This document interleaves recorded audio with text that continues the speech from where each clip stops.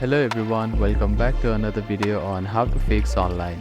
In today's video, I am going to show you how to fix login problems with Bank of Scotland. If you are having trouble logging into your bank account, here are some fixes you can try.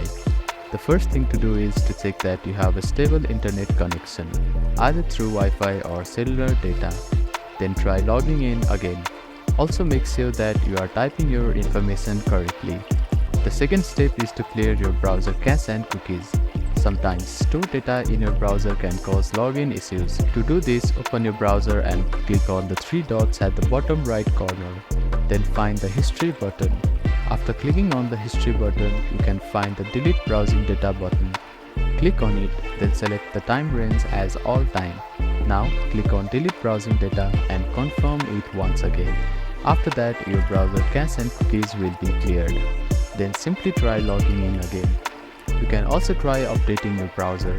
Open your App Store or Play Store and search for your browser. Check if there are any updates available for your application. You will see an update button.